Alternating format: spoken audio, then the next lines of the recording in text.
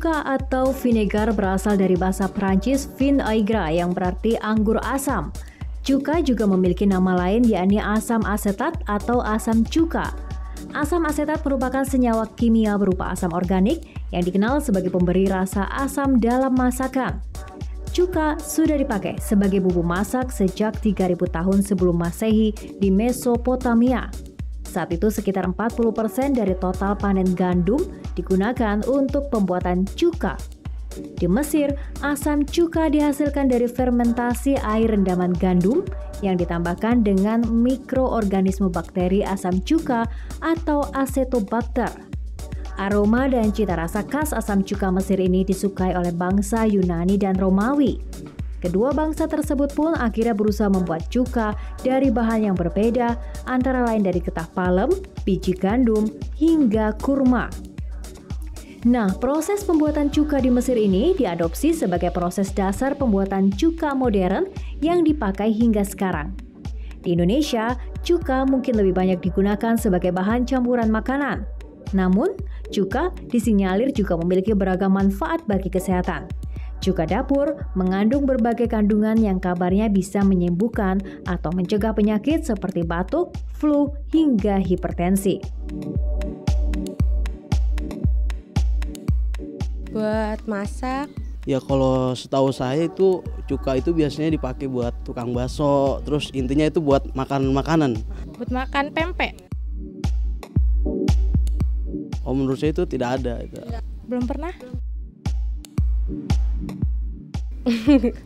Wah, kurang tahu juga saya itu sebenarnya. Kurang tahu. Kurang paham juga sih saya.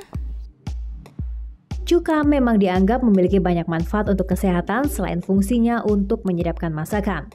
Tapi cuka juga konon memiliki efek samping yang juga dapat mengganggu kesehatan. Nah, apa saja efek samping dari cuka dan berapakah takaran penggunaan yang aman untuk kesehatan? Jawabannya ada di pembahasan Ayo Hidup Sehat berikut ini.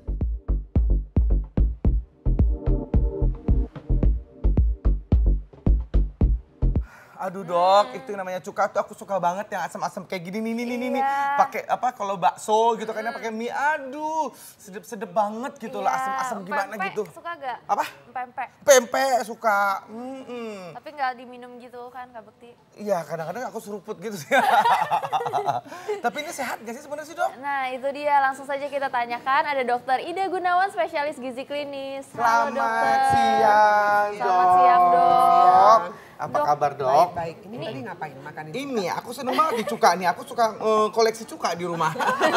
Jadi kalau apapun itu aku asam-asam suka. Jadi sebenarnya nih aman apa enggak sebenarnya? Kita langsung aja ke fakta mitos yang pertama ya dok ya. Siap dok? Siap. Inilah fakta mitos yang pertama. Mitos atau fakta kalau misalnya cuka ini baik untuk obat infeksi luka luar dok? Itu fakta atau mitos tuh dok? Nah ini adalah mitos. Mitos, kenapa tuh dok? Ya, gini. Kita mesti tahu dulu, cuka itu yang beredar, yang kita beli di pasaran itu sebetulnya tidak seperti yang cuka yang sebetulnya, yang dilakukan dalam penelitian.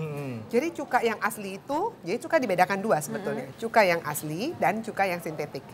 Yang banyak di pasaran adalah cuka yang sintetik. Artinya dibuat dari bahan kimia, asam asetat, dengan konsentrasi yang tinggi, kemudian diencerkan menggunakan aqua, ya seperti itu. Air minum, sehingga kadarnya menjadi lebih rendah. Dan biasanya di pasaran kadar asam cuka ini kira-kira bisa antara 12 sampai 30-an%. Jadi cukup tinggi ya. Dan sedangkan cuka yang dilakukan penelitian yang orang suka bilang, oh pakai cuka itu bagus loh ya, hasilnya A, B, C, D, dan Z.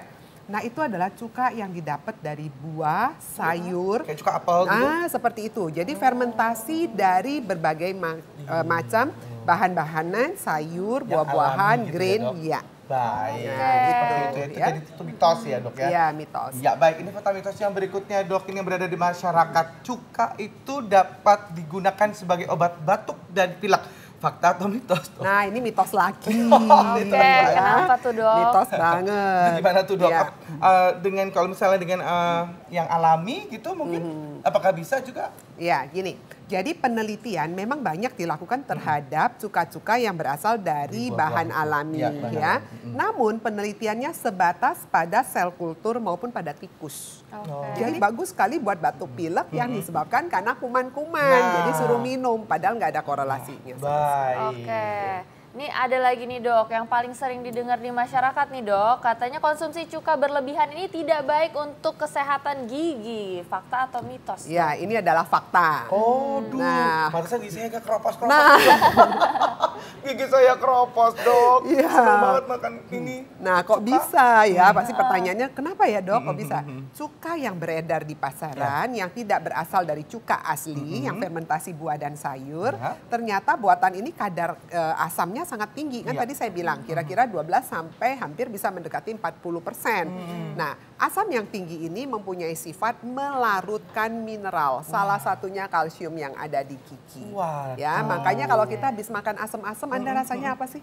Ngilu Iya, giginya, nggak betul. enak. Nah, salah satunya itu. Nah, dok, ini ada fakta dan mitos berikutnya, dok. Cuka apel itu dapat mengendalikan lemak. Fakta atau mitos tuh, dok? Nah, ini adalah mitos sebetulnya Oh. ya.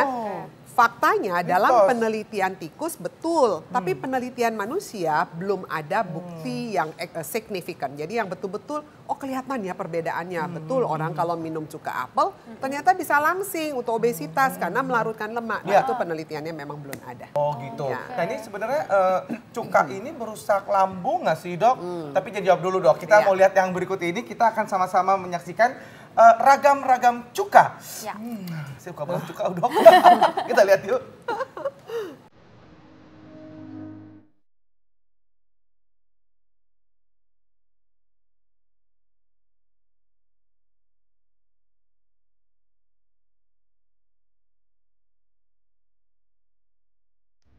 Pemirsa, cuka merupakan salah satu gugus asam karboksilat yang paling sederhana yang telah dikenal sejak ribuan tahun lalu.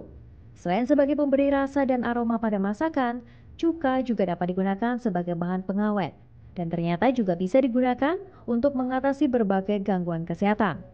Nah, berikut ini adalah beberapa jenis cuka yang terpopuler hasil rangkuman tim Ayo Hidup Sehat.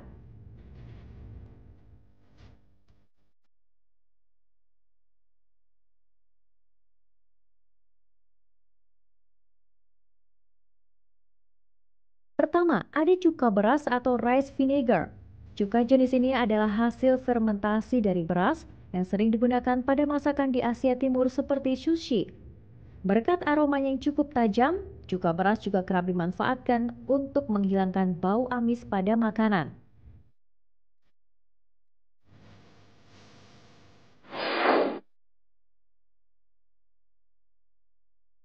Kedua, ada cuka apel atau cider vinegar.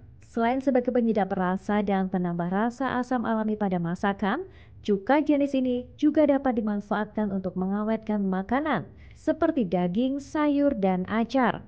Selain itu, kandungan mineral di dalam cuka apel disinyalir bisa membantu proses penghancuran lemak.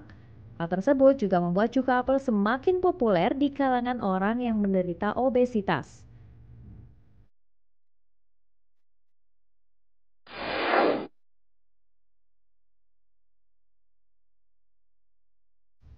Ketiga, cuka anggur merah atau red wine vinegar.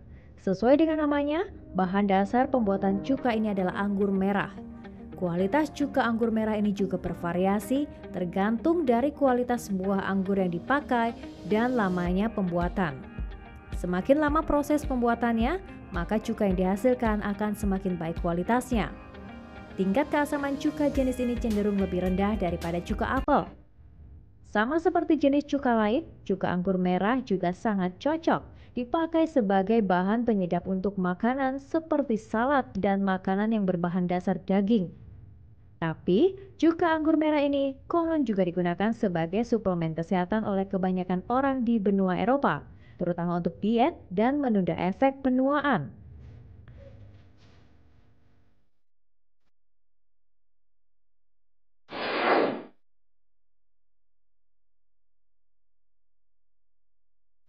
Keempat, ada cuka balsam atau balsamic vinegar. Cuka balsam juga dibuat dari buah anggur seperti cuka anggur merah. Bedanya, buah anggur yang digunakan hanya tumbuh di wilayah Modena dan Reggio Emilia, Italia. Proses pembuatan cuka jenis ini juga sangat lama, yaitu sekitar 12 tahun. Dari segi cuka balsam berwarna coklat kehitaman, sedangkan cuka anggur berwarna kemerahan. Biasanya, cuka balsam digunakan untuk menambah cita rasa pada masakan Eropa, khususnya masakan Prancis dan Italia. Cuka balsam dianggap mampu meningkatkan rasa dan aroma asli dari sebuah hidangan. Hal tersebut membuatnya menjadi primadona di antara cuka lain sebagai penyedap masakan.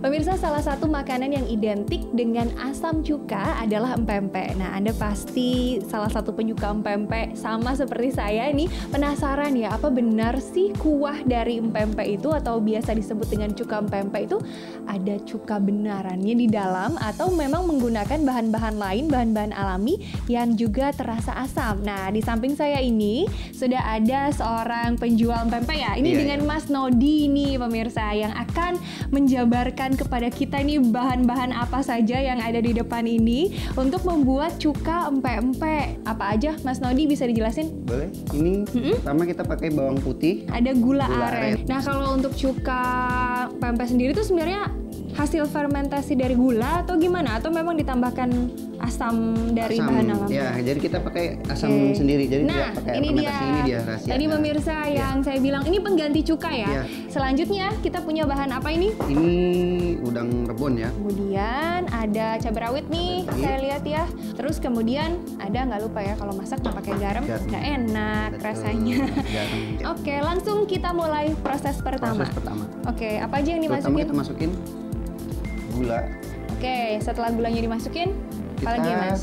Bawang putihnya kita blender dulu, langsung kita campurin semua bumbunya. Oh, ini juga udang rebon juga. Udang rebonnya juga kita campurin. Dicampur. Cabai rawit. Kita langsung blend sekalian. Oke.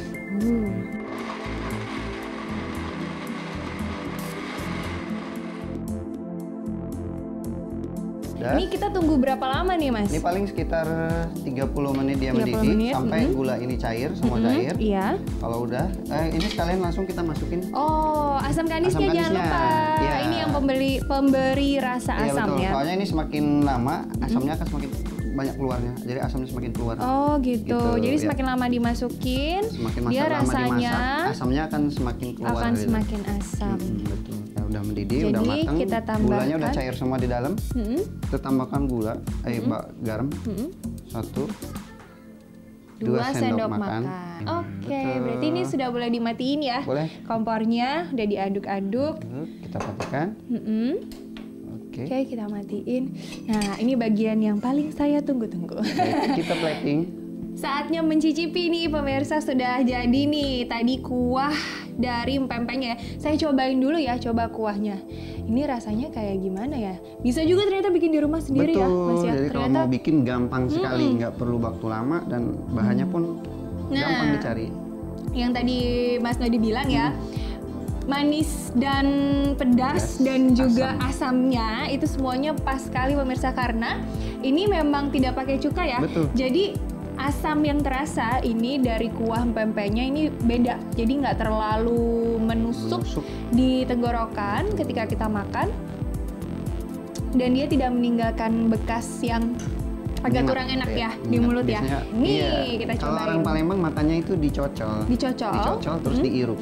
Kuahnya itu dihirup, jadi lebih berasa lagi. Oke, coba ya. Ini kita coba, udah diaduk, kemudian disatukan sama adaannya. Sekarang kita cobain.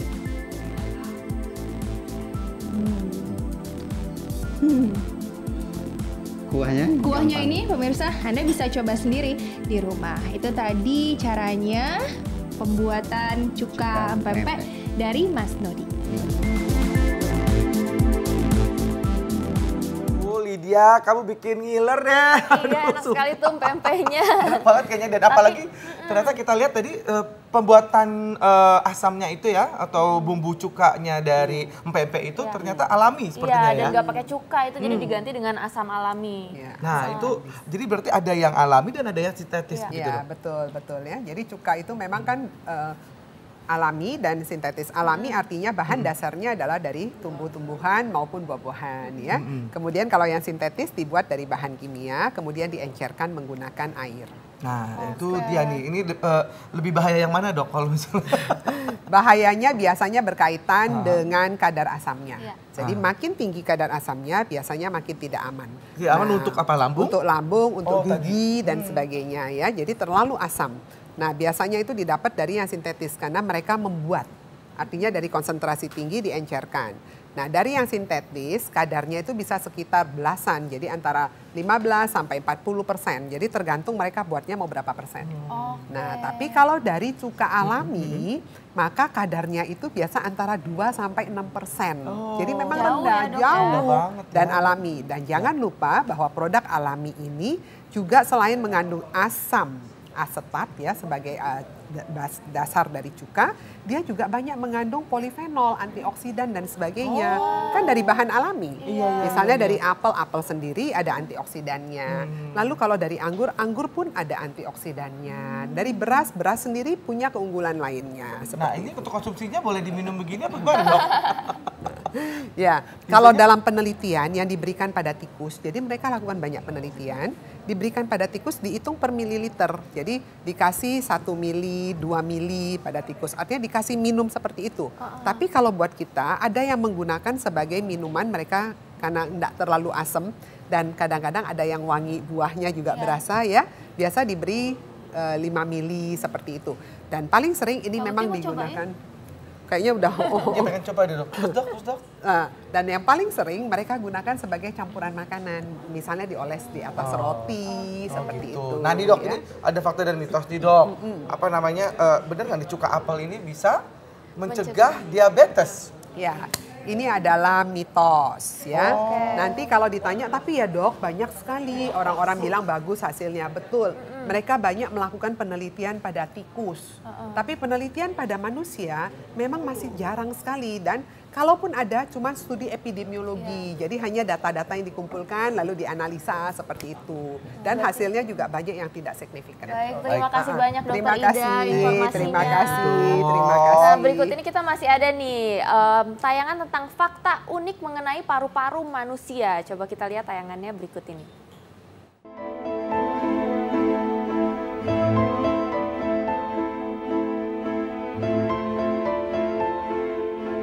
Pemirsa Ayo Hidup Sehat, paru-paru merupakan salah satu organ penting dalam sistem pernafasan manusia. Fungsi paru-paru pada dasarnya adalah menukar oksigen dari udara dengan karbon dioksida dari darah. Selain fungsinya yang sangat penting bagi tubuh, ternyata paru-paru memiliki beberapa fakta unik. Penasaran? Berikut rangkumannya.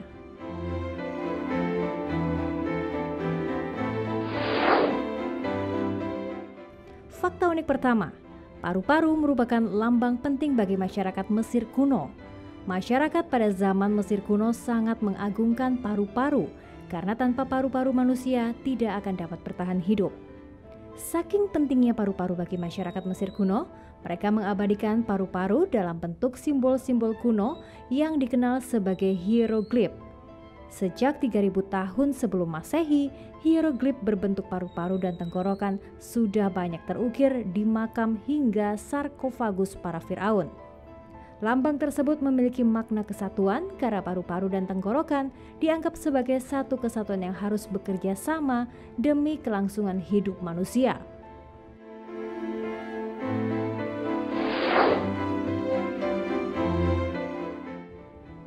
Fakta unik selanjutnya yakni paru-paru dapat mengapung. Mengapa demikian? Karena nyatanya masing-masing paru-paru Anda mengandung sekitar 300 juta struktur sel yang mirip balon dan disebut sebagai alveoli. Alveoli inilah yang menggantikan limbah karbon dioksida dalam darah dengan oksigen. Ketika alveoli terisi dengan udara, maka paru-paru bisa mengapung. Bahkan bisa jadi paru-paru adalah satu-satunya organ di tubuh manusia yang bisa mengapung. Tubuh manusia terdiri dari sistem organ yang saling berkaitan antara satu dan lainnya seperti saraf, darah, paru-paru, dan jantung.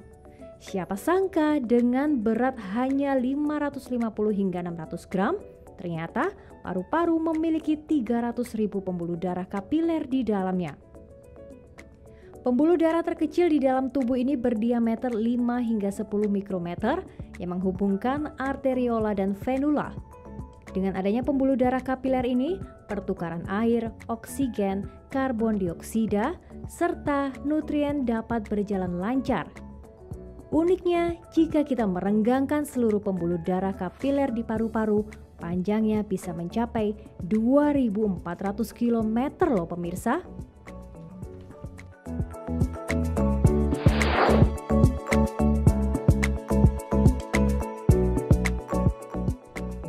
Fakta unik yang terakhir adalah kemampuan paru-paru untuk merasakan rasa. Bukan hanya lidah, paru-paru ternyata juga dapat merasakan rasa pahit dari makanan yang kita makan. Kemampuan paru-paru ini ditemukan oleh Stephen B. Liggett, salah satu peneliti di University of Maryland, Amerika Serikat. Menurutnya, paru-paru memiliki reseptor rasa pahit seperti yang ada di lidah. Hebatnya, reseptor pahit di paru-paru dapat menjadi penolong bagi para penderita asma. Karena pada penderita asma, reseptor tersebut akan memicu terjadinya batuk dan sesak jika menghirup senyawa racun yang umumnya terasa pahit. Nah, hal tersebut menjadi isyarat bagi para penderita asma untuk menyingkir dari lingkungan penuh polutan tersebut sehingga mampu terhindar dari serangan asma. Nah, itu tadi fakta-fakta unik tentang paru-paru manusia. Hasil rangkuman tim Ayo Hidup Sehat.